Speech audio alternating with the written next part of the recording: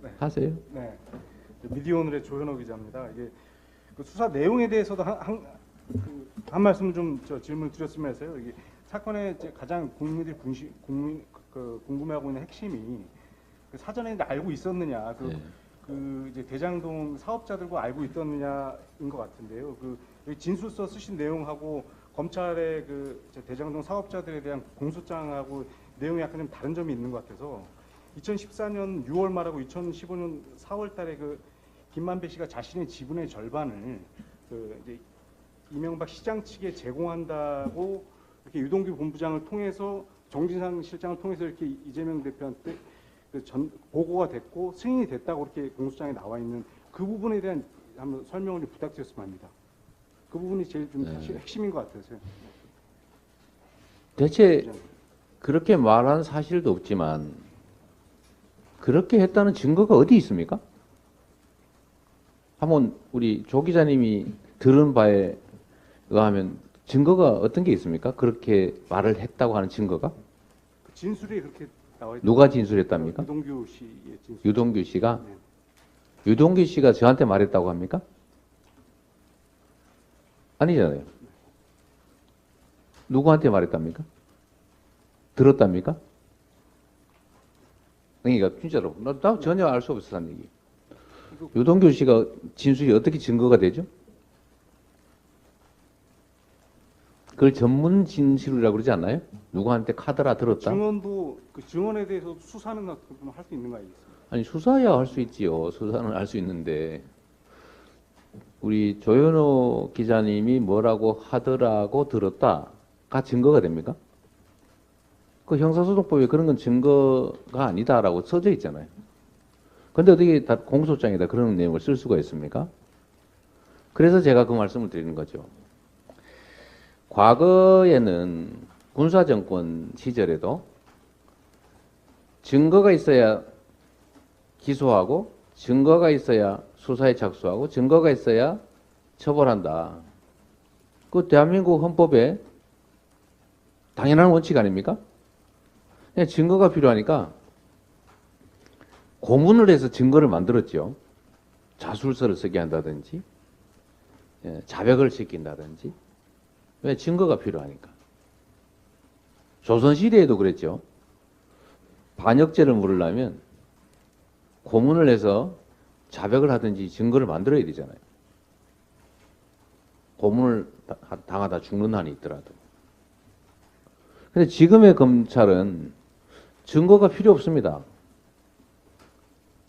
그냥 그런 소문이 있다. 이게 기소의 이유가 됩니다. 이게 바로 법치주의 파괴죠. 검찰이 주장하고 언론이 쓰면 그게 증거가 됩니다. 그래서 이 나라의 헌정 질서가 파괴되고 있다는 것입니다. 제가 그런 얘기를 들은 바도 없고 여러분 상식적으로 한번 생각을 해보세요. 2015년 2월에 사업자를 선정했는데 공모를 했어요. 공모를. 경쟁을 시켰다 그 말이죠. 그런데 주민대책위, 주민들의 개발 추진위원회 그 뒤에 이 땅을 산 세력들이 대행이라는 이름으로 숨어 있었던 것 같은데 그들이 요구했던 게 뭐예요? 첫 번째, 자기들이 땅을 이미 다 사놨으니까 환지해달라. 환지 사업을 해달라고 요구했잖아요. 두 번째로, 자기들이 산 땅을 개발구역으로 지정해달라. 자기들은 여기를 주로 샀으니까 이쪽은 빼고 이쪽을 개발지역으로 지정해달라. 남욱이 유동규한테 돈 뇌물 주면서 요구한 게 그거 아닙니까? 개발구역 지정을 자기들이 산 땅 중심으로 지정해달라. 세 번째 중요한 요구가 이런 거였죠.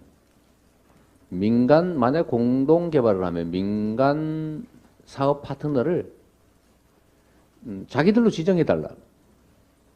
그 꼭 공모 경쟁 안 해도 됩니다. 지정하면 돼요. 그런데 남욱이 뭐라고 했습니까, 여러분? 여러분 법조 기자가 아니시니까 모르시겠지만 남욱이 그렇게 진술했다고 하잖아요, 법정에서. 수억대 뇌물을 주가면서 유동규한테 청탁을 했는데 그 청탁이 하나도 통하지 않았다. 결론이 뭐냐면 저는 원칙에 따라서 환지 안 하고 강제 수용했습니다. 강제 수용하면 땅 산 사람들 어떻게 됩니까? 투기한 사람들? 그냥 시가로 보상받으니까 손해보겠죠. 망하는 거예요. 그 다음에 전체 구역을 제가 사업구역으로 지정하는 바람에 그 사람들이 원하는 지역이 지정되지 않았어요. 세 번째로 공모를 했기 때문에 민간 사업자로 지정되고 싶었던 그들은 닥쳤던 개가 된 겁니다. 상식적으로 생각해 보세요. 환지도 안 됐고 그들이 주로 매입한 땅만 지정해 달라는 것도 안 됐고 민간 사업자로 이미 지정해 달라는 것도 안 돼서 공모했고 그래서 이 공모를 해서 이 공모에서 떨어지면 망하는 거예요. 2015년 2월에 최종 결론입니다. 제가 공개 경쟁시키라고 지시했거든요. 공모라고. 그런데 2014년에 그 지분을 저를 주겠다고 약속을 해서 제가 승인을 했으면 왜 그렇게 하겠습니까?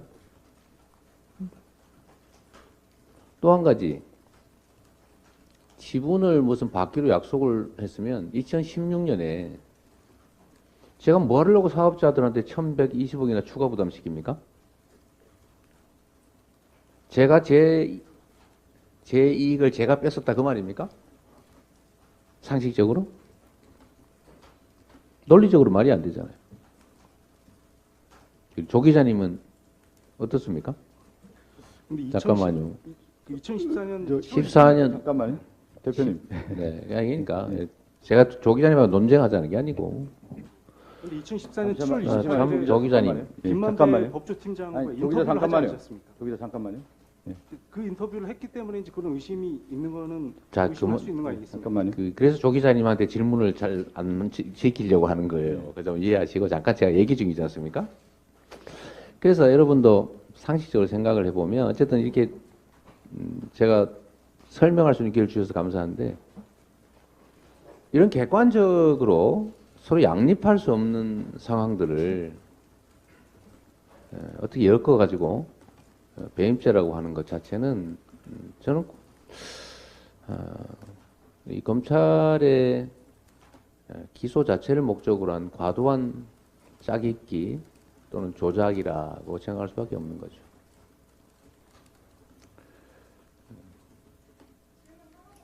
네, 아니 여기서 아니, 뭐 막 하시죠. 하나 더요? 괜찮아요. 뭐 하시죠. 오늘 그래 알겠습니다.